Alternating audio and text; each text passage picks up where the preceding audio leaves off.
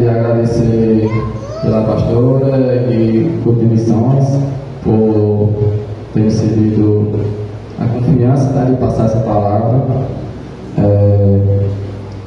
Quando eu recebi a oportunidade, dizendo que eu ia pregar, eu fiquei com medo, né? Mas, rapaz, eu vou pregar. Todo mundo tem medo, tem essa primeira vez, todo mundo tem esse medo de dar o primeiro passo, como se diz. E eu aceitei. Como eu disse ontem, como eu aceitei, foi como eu tivesse derrubado Golias, matado o gigante. E quando eu aceitei, eu fiquei pensando, rapaz, qual a palavra que eu vou levar? Aí Deus falou comigo e disse, fale de mim. Eu sei que a palavra é toda sobre ele, né? Mas fala sobre, especificamente, de mim. Aí, quando chegou na segunda-feira, foi no domingo, ele foi o convite. Chegou na segunda-feira, eu com medo ainda, tremendo. Aí o pastor que foi ministrar a palavra, o presbítero, disse a palavra dele. O Senhor é meu pastor e nada me faltará. Ali já foi uma outra confirmação na minha direção. Eu disse, eu estou com medo. Eu não sei ainda, não sei ministrar a palavra, não sei, mas quem usa é Deus. Aí ele disse, o Senhor é meu pastor e nada me faltará. Ele continuou, se você está com medo, se o Senhor é meu pastor, tu está com medo por quê? Se tu não sabe falar mais, não é teu pastor, não foi que ele fez a boca, não foi que ele fez, você está com medo por quê? Chegou terça, comecei a estudar, jejuar, orar todo dia. Quinta-feira, ou quarta-feira, máquina foi usada lá no granjeiro, disse, fala sobre Jeremias. Jeremias, um pregado chorão, menino, e tinha medo, mas Jesus diz, eu estou contigo. Aí eu disse, pronto, fechou, está confirmada. E veio a palavra na minha mente que se encontra em Mateus, capítulo 4.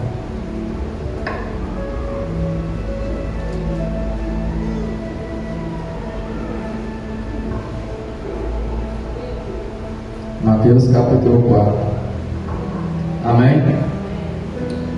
Mas antes de eu ler Mateus, eu queria ler esse versículo aqui em cima, Mateus versículo 3, que se encontra no 16 e 17. Amém?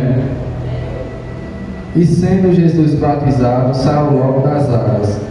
E eis que se lhe abriram os céus, e viu o Espírito de Deus descendo como uma pomba e vindo sobre ele.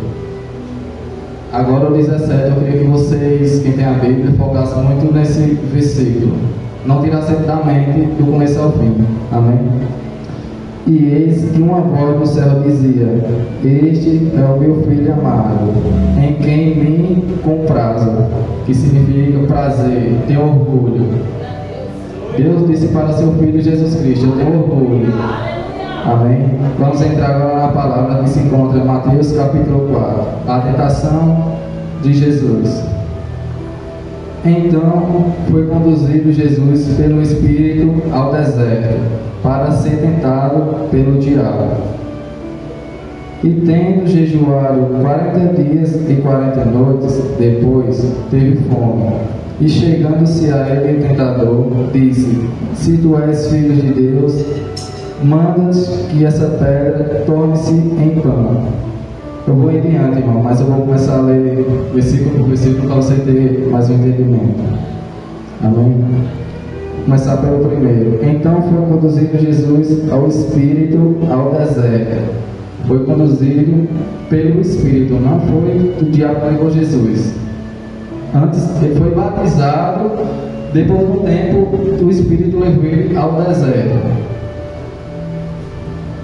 E tendo jejuado 40 dias e 40 noites, depois teve fome. Vamos aí primeiro. Ele chegou ao deserto. Sabemos que um deserto, quando a pessoa está enfrentando um deserto, se você pode sentar, preparado. Ele já estava jejuando, ele já estava orando. Amém? E chegando-se a ele, o tentador disse: se tu és filho de Deus, manda que estas pedras se tornem pães. Nessa passagem aqui, no 3, versículo 3, o Satanás tem uma forma de mexer com a mente do ser humano, como a pastora falou. Cuidado com o que você escuta. Cuidado da versão do diabo. Você escutou agora: se tu és filho de Deus, manda que essas pedras se tornem pães. Você viu o que é que Satanás quis fazer com Jesus? Confundir a mente dele. Se tu és filho, um tempo atrás, quando ele foi batizado, antes de entrar no deserto, o Espírito de Deus chegou nele e disse: tu és meu filho amado, que eu tenho prazer. Ele já saiu com a confirmação no coração dele. Mas quando ele entrou no deserto, Deus não estava mais com ele lá. E Satanás chegou a ele: se tu és filho meu, ou se tu és filho de Deus, manda que essa pedra se torne pão. Satanás me confundir. Tu não está passando pelo teu deserto? Tu não está passando por essa prova? Teus planos, cadê dando certo? Tua família, tu disse que não viu promessas em que tua família está aqui? Tu não via que teus planos ia dar certo? Cadê que está certo? Cadê teu Deus? Cadê teu Pai? Quis confundir a mente de Jesus Cristo. E em diante, ele, porém, respondeu, Jesus disse: está escrito, nem só de pedra, nem só de pão, nem só de pão viverá o homem, mas de toda a palavra que sai da boca de Deus. Naquele momento, quando ele respondeu, ele sabia da confirmação de Deus, do Pai. Ele sabia que Deus tinha passado para ele. Ele não se abalou com aquilo.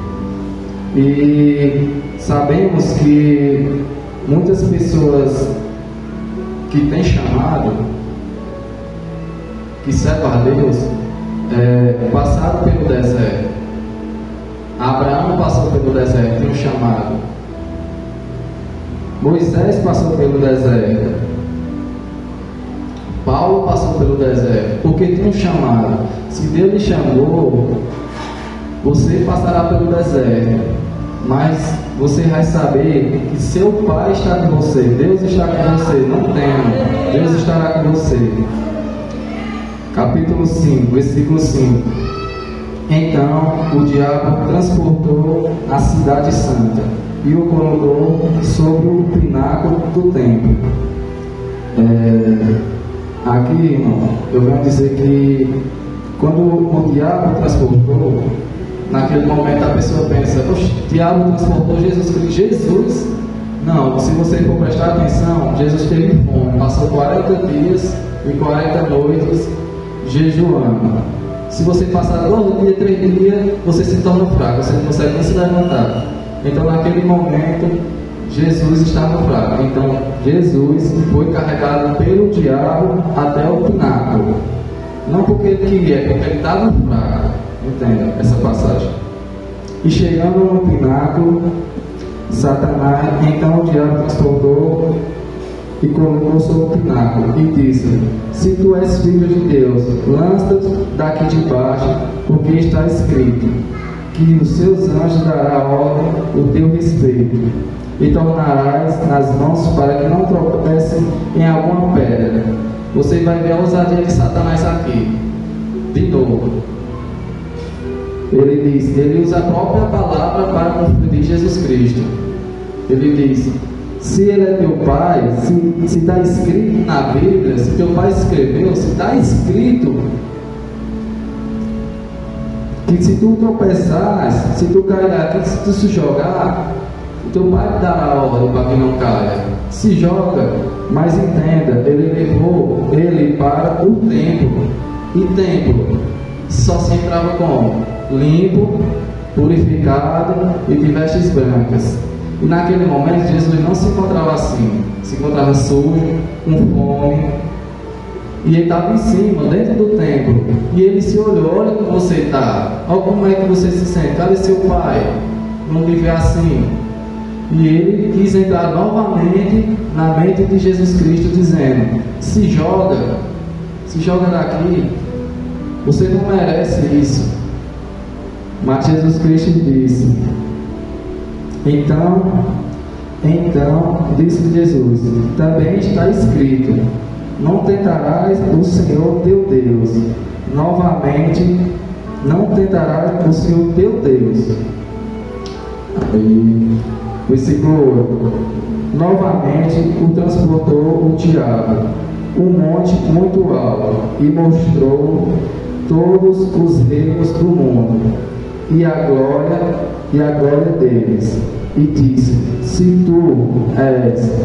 tudo isso te darei, se prostrares e me adorastes.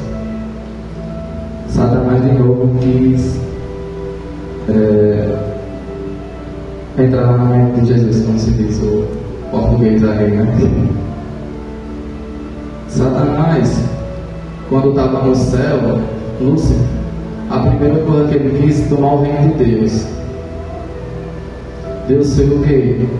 Expulsou ele do céu, levou um terço parte dos anjos. E ele chega na terra, ele queria ser adorado, ele queria ser exaltado, Satanás, porque ele não conseguiu lá no céu, porque toda honra e toda glória é somente de Deus. Não tem um outro para você adorar, não tem imagem, não tem outra pessoa. Vamos dizer, não tem músico para se adorar, não tem cantor, não tem ninguém, a glória é só de Deus. E nesse momento que ele quis ter a oportunidade que Deus só adorasse, que Jesus adorasse a ele, ele quis dar tudo. A Satanás quis dar tudo, os templos a Jesus Cristo, quis dar tudo. Só que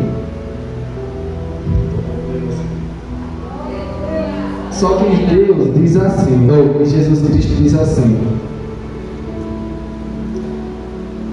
te darei e te adorar.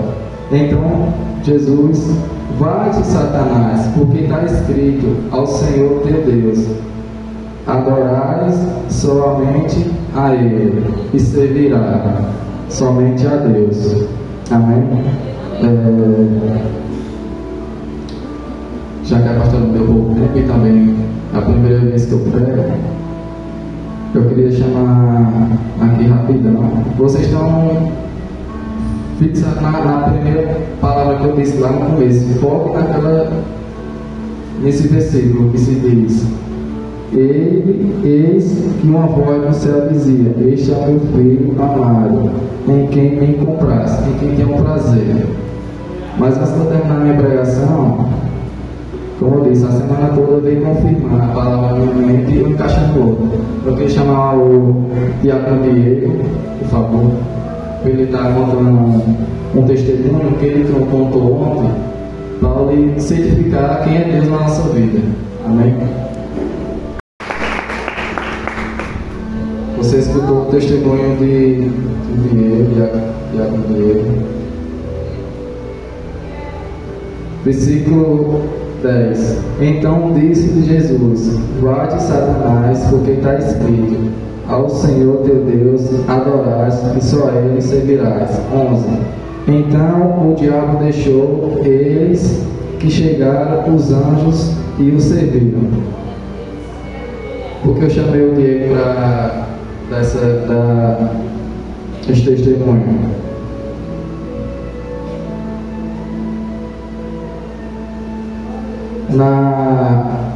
Na passagem toda aqui, no capítulo todo, qual da vez que você viu Jesus desistindo de Deus? Qual foi a passagem aqui que você viu Jesus reclamando, dizendo que Deus não estava com ele? Nenhuma. Por isso que eu digo, 17. Eis que uma voz do céu dizia: este é meu filho amado, que eu tenho prazer. Ele disse no começo, ele disse para você que Ele é seu Pai, Ele tem prazer em você, tem orgulho de você. Diego, o maior, estudei, procurei e prestei atenção nessa passagem, que o maior milagre que teve aqui não foi da Bíblia, não foi Jesus ter curado o cego, não foi ele ter feito um paralítico andar, nenhuma dessas coisas aqui foi o maior milagre. Só que o maior milagre dele foi a fé, sabendo, foi a fé dele diante do pai dele, que tinha feito uma promessa para ele. Dependendo do deserto que ele estava. O pai deixou de falar com ele no deserto, você viu nenhuma hora o pai dele confirmando, mas ele sempre confirmou que o pai estava com ele.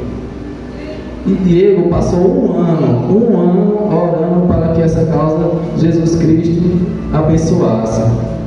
Qual foi o momento desse ano que ele perdeu a fé? Diz que Deus disse assim: Diego, não vai dar certo não.